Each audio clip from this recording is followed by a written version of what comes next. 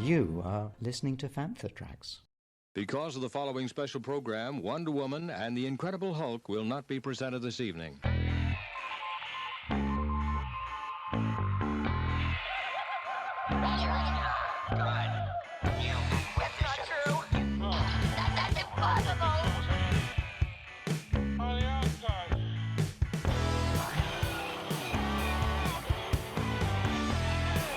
It's time to get all your Star Wars news in a single file. This is Making Tracks. Here are your hosts, Mark Newbold and Mark Mulcaster. That's not true. That's impossible.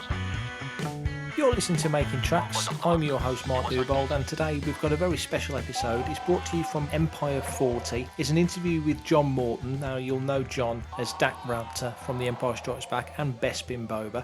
John's a friend of the site. We've known him for a good few years, and we had the chance, myself and Mark, to sit down with him and discuss his time working on Empire for Empire40. There's plenty of Empire40 content coming to the site and to other shows on the Fantha Tracks radio network. So sit down and enjoy this episode as me and Mark interview John Morton at Empire40.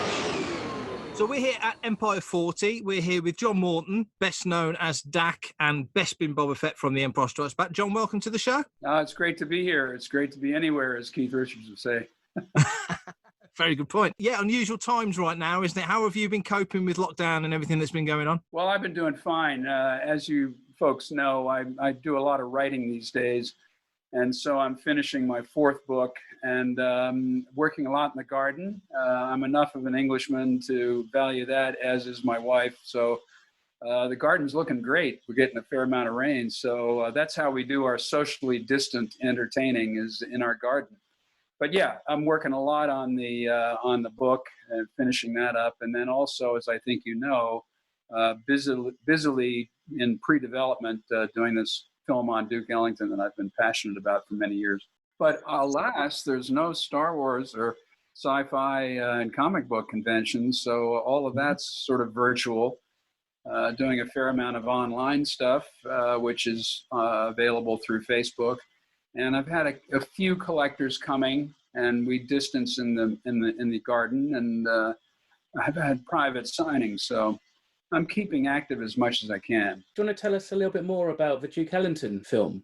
Yeah, in 2003, I started researching a book on Duke Ellington's very celebrated in jazz circles concert that he did at the Newport Jazz Festival in 1956, which resuscitated his career, which was pretty much on life support at that time. And the music was just so exciting. I wanted to get all the backstory, as having, part of my career in the entertainment business was in theatrical lighting. I think Mark knows that I worked with White Light Electrics on the Rocky Horror Show, the original stage show. And so I mixed the sound for them. And so all of the process for Duke Ellington having this amazing performance, whereas a 57-year-old man, he got 77,000 people on their feet in a near riot at about 12:45 in the morning.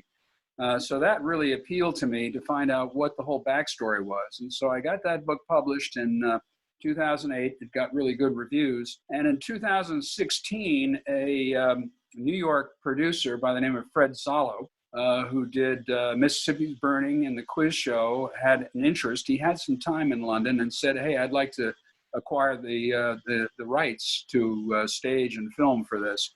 And so Fred and I went back and forth for a couple of months, by which time I adapted this as a screenplay. So I had a property, and he wanted to take it one way, and I really wanted to take it another. So we parted ways, but by that time, I had a good script in hand that was getting better all the time. And I started shopping it around to a lot of the people that I still knew in the business, one of whom was Robert Fox, who you all might know in London. And Robert was not as interested as I was hopeful that he would be, because it was too American a story. But, once you get in the system, things move along. And eventually that led me to a woman named Hilary Shore, who produces a lot of films with Lee Daniels. She did The Butler. She worked with Lee on a film that he's just completed on Billie Holiday. And then the package started coming together. And we have Mercedes Ellington, who's Duke Ellington's granddaughter, involved as an associate producer. So we've got all the clearances issues as far as the music goes. And we're right now in the process of hopefully finishing a collaboration agreement with the Herbie Hancock Institute, which is Herbie's nonprofit for education purposes. But the interesting thing about them is they are the sponsor for UNESCO's International Jazz Day.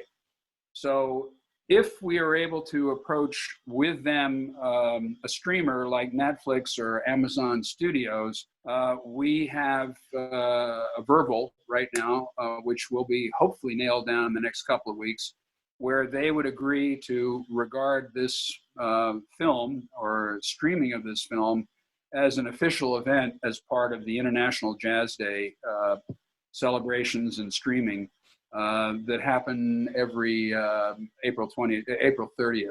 So we're sort of looking that this thing might become available if we get all the pieces in place and the thing produced in, say, the 2022, optimistically, or 2023 or 24 timeframe. So it's down the road. Nothing's nailed down in stone, but we're getting there. It gets, the odds get better each month as we go along, but it's a lengthy process, Mark. Well, talking about the odds, which you should never talk about the odds, 40 years ago, obviously, Empire Strikes Back came out. Now, you mentioned Rocky Horror, which I think, was that 75, around about that time? It opened in October 1973 at the theater, the Royal Court Theater upstairs. And then it went down Kings Road to the Chelsea Classic and eventually ended up at the Chelsea Asaldo, which they called the Kings Road Theater, which was right before you get to World's End, if you know where that is. In fact, I will say this that would appeal to some of the folks that know their pop history. We actually engaged with Malcolm McLaren and his group, Vivian Westwood, about 2 years into the show to do all the costumes. And so Rocky was kind of part of that evolution in the mid-'70s later on that you're referring to of punk. So by 1977, we were sort of joined at the hip in the punk movement as far as the fashion side goes. Hello, I'm Warwick Davis, and you're listening to Fantha Tracks. That was very much part of the zeitgeist in the mid-'70s. And then Star Wars comes out in 77, more 78 in the UK, and goes nuts everywhere around the world. And then by sort of 79 time you're making Empire, 78, 79 time making Empire, you're aware that Star Wars is this massive hit. You've already got a massive hit on your CV with Rocky Horror. So going into Empire, what was the general expectation amongst the cast and the crew and just the general people of what the success of this film may be? Well, I think everybody was very, very optimistic and upbeat, which is 180 degrees differently from those that were in the first Star Wars, or at least A New Hope.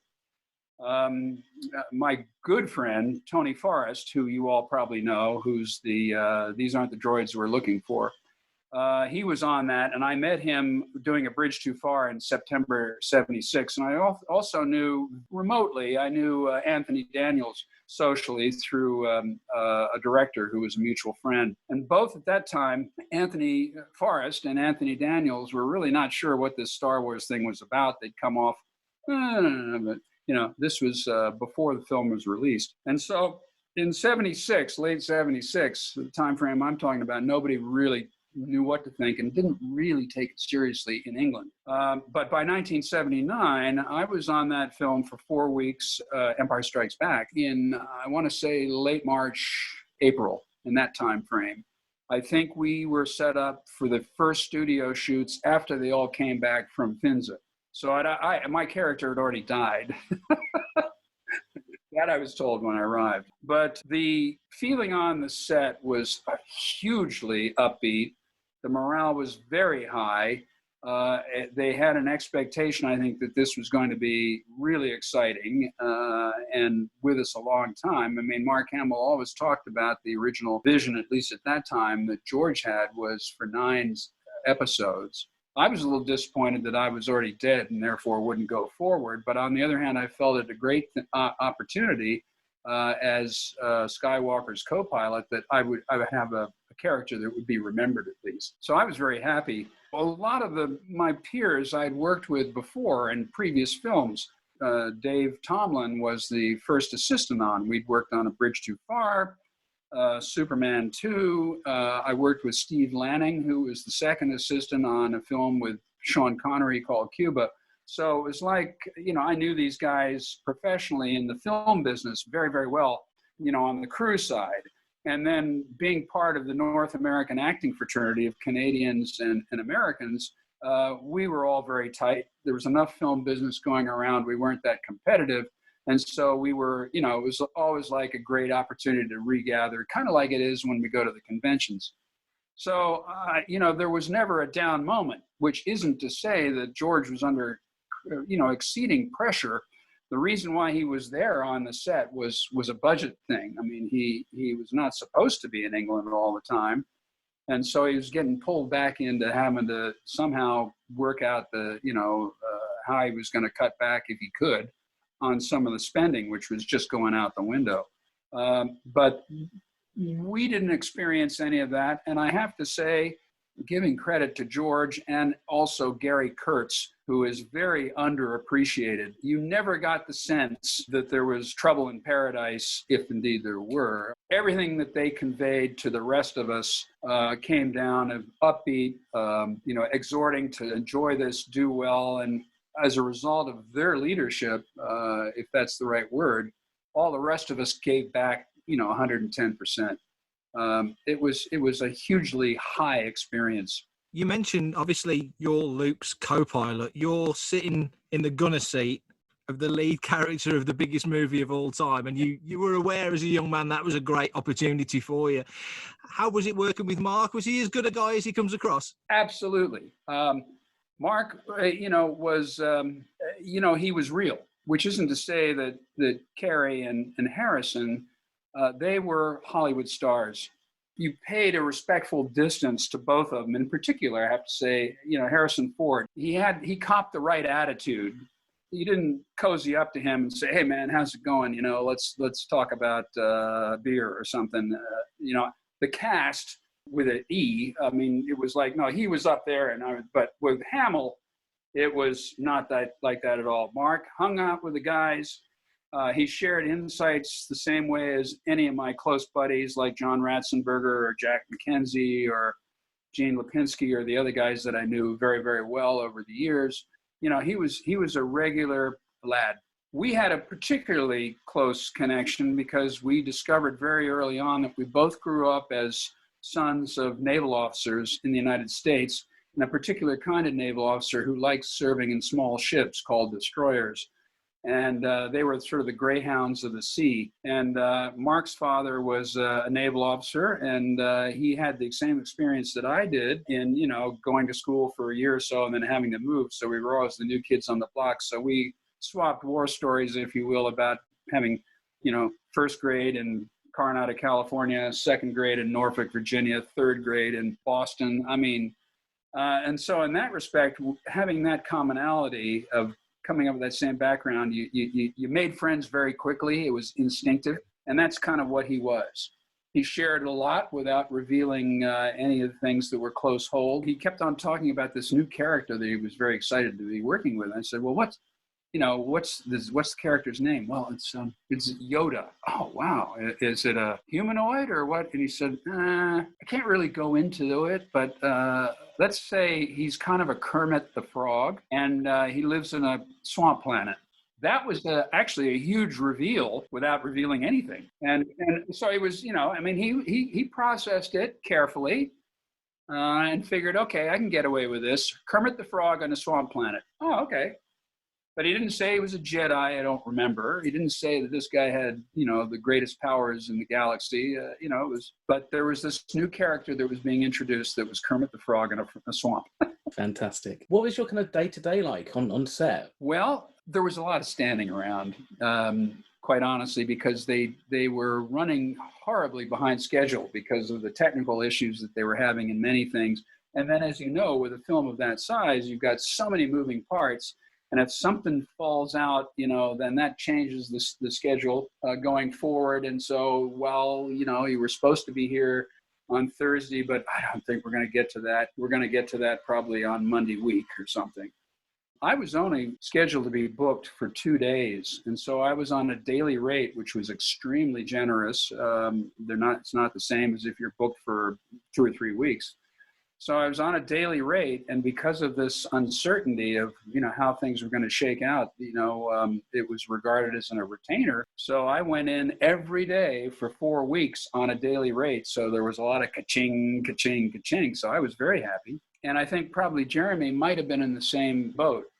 What I was able to observe, first of all, I got to know everybody, and, there was a lot of time, talking to people, about, how they do their job and so forth. And you were able to see some iconic scenes being filmed. But one of the more fascinating things, because I regarded myself not just as an actor, but more especially as a filmmaker, because I had a script that was optioned at that point. And so I was very key to just, soak up everything I was seeing on the set. The thing that I always talk about that was the most fascinating was the prop work, and in particular the puppetry, because this was before CGI. And so the Tauntaun was a gigantic puppet on casters. So it was a platform. I remember it was about 10 feet by maybe 20. And then in the back, where the puppet master was operating the Tauntaun, were these huge levers on 2x4s, very sturdy things that were connected in the wires that ran down underneath the platform and then up the legs into the Tauntaun. So, but this was animated as a puppet. They were huge. And so the physics of this was kind of interesting to watch, and the subtlety that were these 8 or 9 levers that this guy had that were the size of 2x4s, chiseled on the end. So what I remember was the scene where you see Han Solo, Harrison Ford, coming back in on the Tauntaun into the ice planet, whatever it was called, where the Millennium Falcon was and so forth, having been unable to find Mark, Luke Skywalker, and dismounting the Tauntaun. So I saw this, how they did all of this in the magic of filmmaking. And that kind of stuff was absolutely fascinating. And you saw Kenny getting in and out of R2-D2. You saw Peter struggling with the Wookiee outfit and how he had to deal with that. I mean, it was horrendously hot. If you wanted to, you had a real opportunity to see the magic of movie making, because you weren't being used every day. You were there in case they could. And so I was out there, in the sound stages all the time. The one advice I would have to those that might want to be actors in film someday, if they have that opportunity, don't ever, when you get tired, sit on an electrician's road chest or anything of the crew. That is an absolute no-no, and you'll get in serious trouble. I didn't do it, but you saw it happen, though. Oh yeah, I mean, you saw some of these guys that thought they were great stage actors, and they were, but they didn't have a chair like George and Irving and Mark, and so there's a chest I can sit on, a road box, where the electrician. And they'd sit down on there, and you'd have these burly guys from South London coming up. Oi! Yeah, but if you were part of a crew and you saw Carrie Fisher doing that, you'd let her off.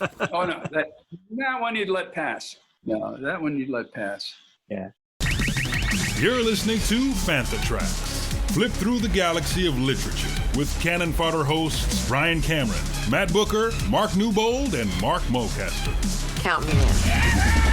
Spin round the rim with Desert Planet Discs. Your musical journey through the space lanes with your hosts, Carl Bayless and Greg Robertson. The hottest tunes this side of Mos Eisley. Happy! Get the latest news, interviews, reviews, and much more on Making Tracks with your hosts, Mark Newbold and Mark Mulcaster. Like an Ewok battle wagon out of control. Join hosts Claire Henry and a rotating panel of guest hosts for the podcast that's full of hope. Planet Leia. I love you. I know. It's time to head south with the Fantha from Down Under, Adam O'Brien. Oh, g'day, mate. How you going?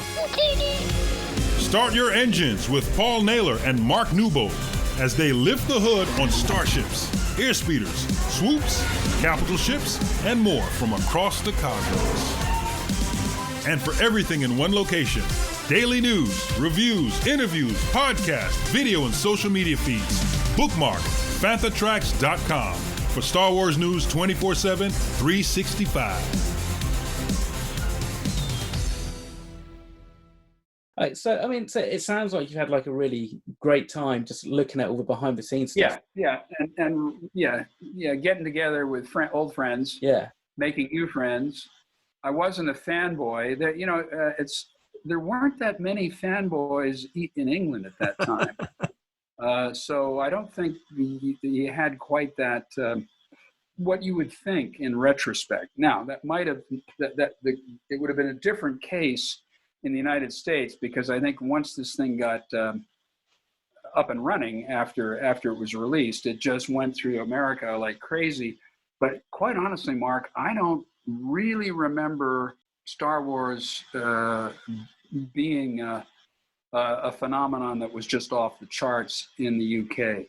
Now, it might have been if you were in a grammar school or what have you, but where I was at that time as a 30-ish old guy, I was more focused on my own career and what I was doing in my next job. So I wasn't into the sort of fan stuff. And I will say, I've said it, I think not being a science fiction person, and I've talked a lot with James Lucino about this, who's a great friend and a neighbor, actually. He was a science fiction enthusiast, so his take on all of this was a bit different. I was not a reader of science fiction. So therefore, I was more following what Francis Ford Coppola was doing, and Paul Schrader. I was more taken with The Godfather 1 and 2 and Taxi Driver, and kind of what the New York actors were doing with their films that were a little darker. But, I saw them as sort of auteur things that were in the kind of art cinema.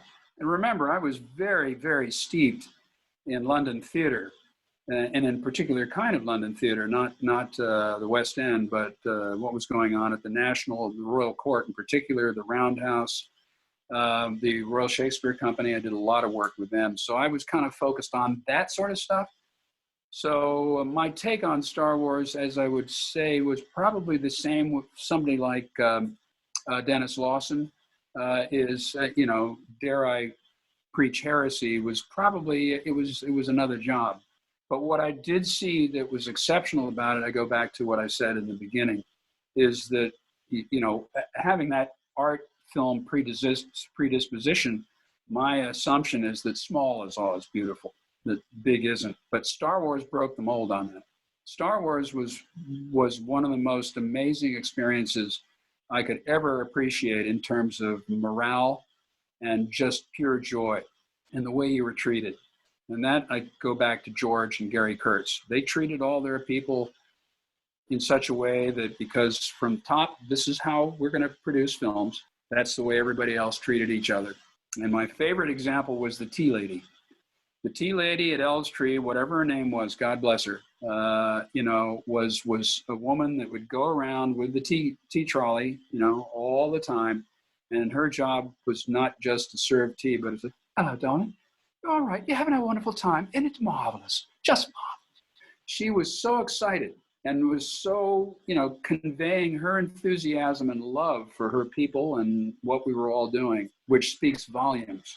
Because as you know, in the 1970s, we were all, union, and your first loyalty was to the union. You were always conscious about your contract and your work to rule and all that kind of stuff. And, the bosses were the bad guys, but there was none of that in Star Wars.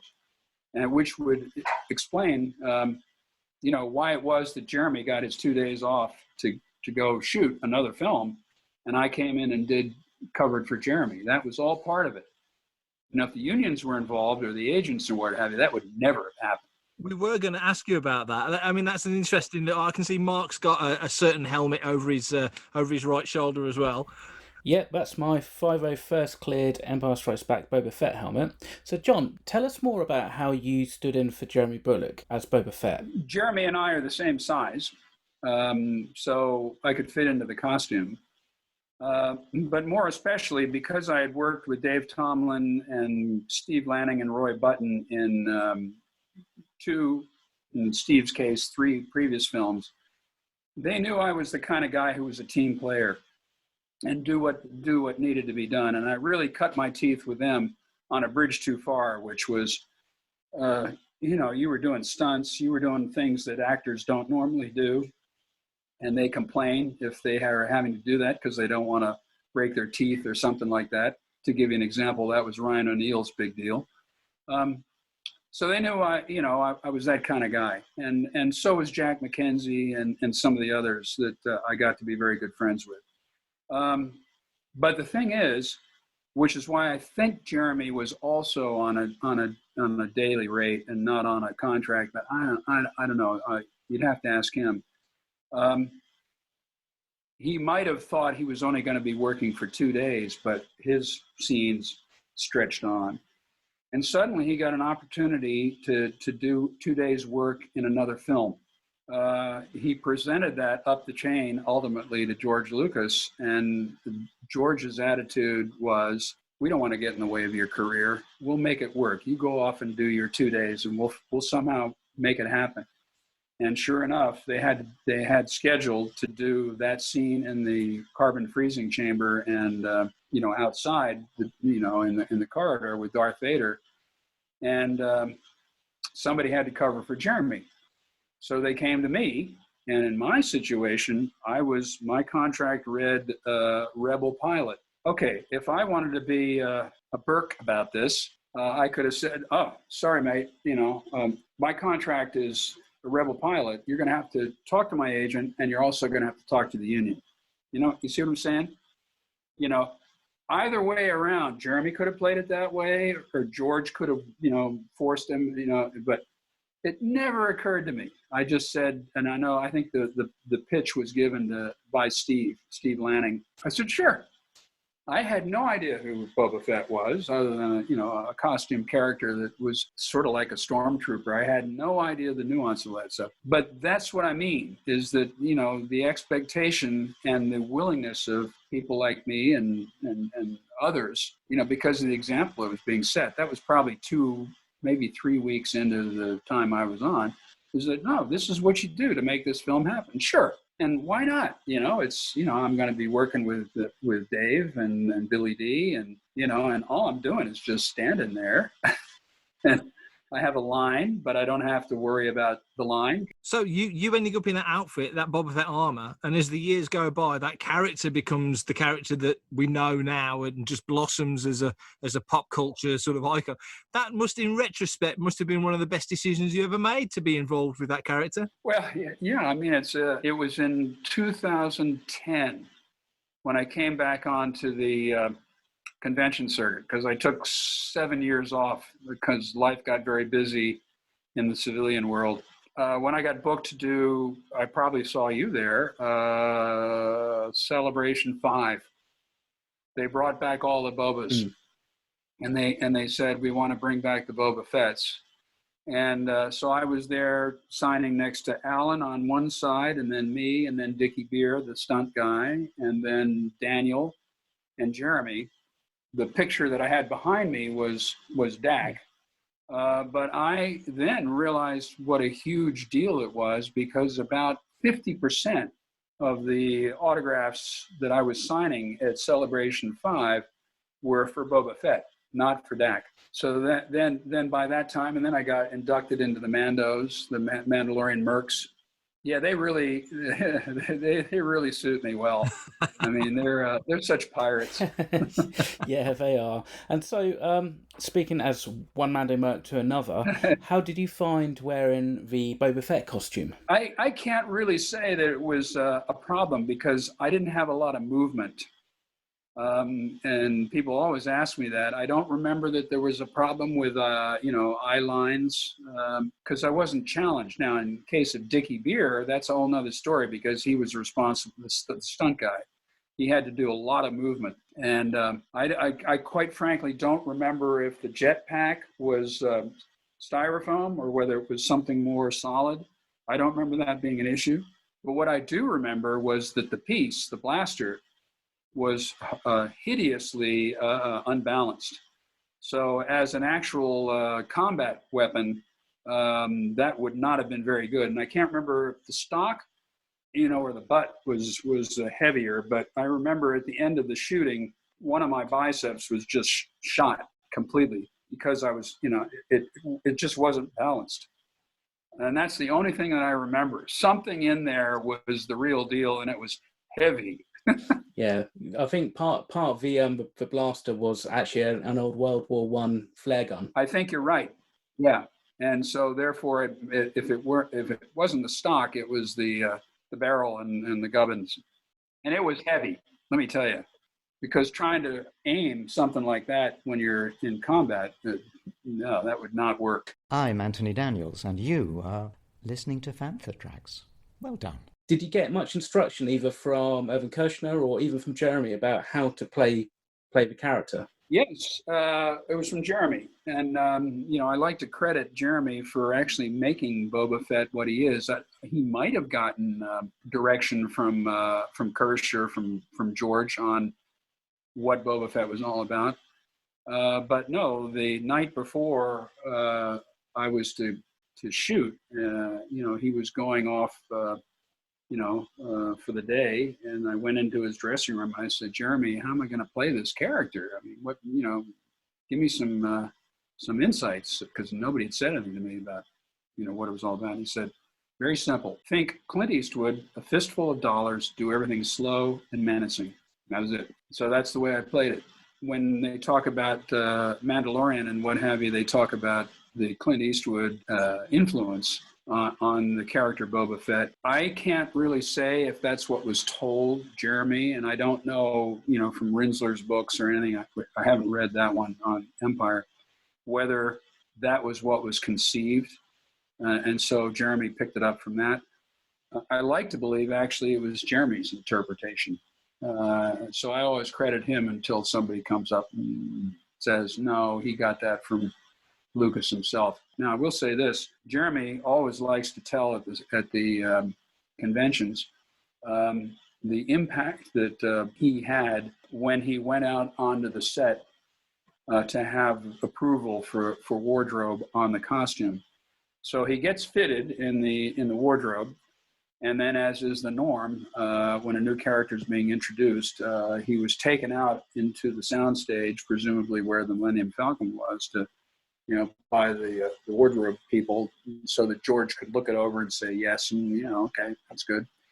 And Jeremy said he walked out there, and there was the typical action that was happening as they were setting up another shot, and then suddenly various people saw him, and everything stopped, and he's just walking, And what he said was there was this, sense of like, holy smoke, who is that? What? Whoa, that looks really awesome.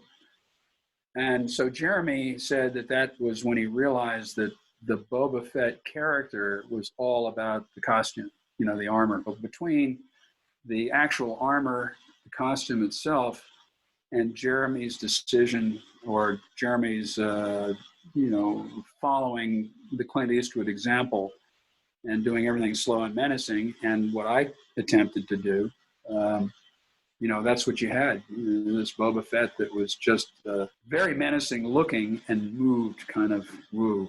But it's that kind of thing about Boba where it's, there's not a lot of demonstration. It's just that when he's called upon to move, it's decisive, and he does it. Yeah, I always think Boba Fett, when he speaks, he uses the old Yorkshire word economy, least words possible to say the most things. So it's definitely a Fett thing. When you looking back now 40 years on, what's your sort of takeaway from Empire now? What's your sort of memory and feeling for the whole project when you sort of reminisce? Well, it's as my wife often says, about living into things. I've lived into Boba Fett, and because the fans have an expectation, I've lived into Dak, and being there for the fans to continue it. So the fans have told me, in their view, maybe they're being flattering or whatever, but they say that Empire Strikes Back is their favorite, and I think probably that's true. And I think there's good reason for that. So I'm very, very proud and humbly thankful that I got to be in that film for 4 weeks, and that I'm called back to do things like this with you all and to write for Bantha Tracks and, all the things that Star Wars has done for me. It's a wonderful legacy. It's not something that I expected or even sought. I sort of inherited it. I wish I were had been more appreciative of that at the time. But as we all are in our late 20s and early 30s, we're all eager and hungry to get on with our own business. And Star Wars wasn't my own business. So I had my own agenda that I was really pursuing, and it was front and center. So, but that's part of being a human being. But I will say that I think what happens nowadays is that the people that get brought into Star Wars, they know how fortunate they are. So everybody that gets cast in a Star Wars film or gets selected to be part of the crew, many of them are already fans. In fact, it seems like most of them are, or they claim to be. And I think of the guys that, like Brian Herring and Lee Towersley and Derek Arnold, all those guys work in the creature effects. I mean, they're really into it, and they're the Jim Hensons of this new generation. And, what a great bunch of guys. So that's a little different. I can't say what it would have been like for Return of the Jedi, but certainly for New Hope and Empire Strikes Back, I don't think you had people coming in just going, "Oh, I'm so gobsmacked. I'm doing Star Wars." It wasn't quite like that. But by Empire Strikes Back, all the crew in the props department, the props and special effects and what have you, the guys, they had great pride. A lot of them came to Star Wars from having experience with Stanley Kubrick on 2001. And so they had that same kind of skill set as craftsmen and women that Lee and Derek and Brian have. Their backgrounds are phenomenal. If you scratch beneath the surface and see how they all came together. Paul Casey is another one from a variety of disciplines. And they're kind of writing the script for where that's all going to go in the future. Thanks for listening to this special episode of Making Tracks. If you want to be a part of the action and stay updated on all the latest Star Wars news, visit fanthatracks.com or check out the Fantha Tracks app through the App Store to follow us on your mobile device. You can reach out to us and send in your listeners' questions by emailing radio@fanthatracks.com. Comment, like and share on any of our social media feeds at Fanthatracks, and be sure to subscribe, leave a review. Please leave a 5-star review on Apple Podcasts, Google Podcasts, Spotify, or your podcatcher or smart speaker of choice. And as always, thanks to James Semple for composing our Fanthatracks intro, Adam O'Brien for our Making Tracks opening music, and Mark Daniel and Vanessa Marshall for our voiceovers. We'll see you next time here on Making Tracks. Coming up next on Fantha Tracks Radio, it's another episode of Making Tracks.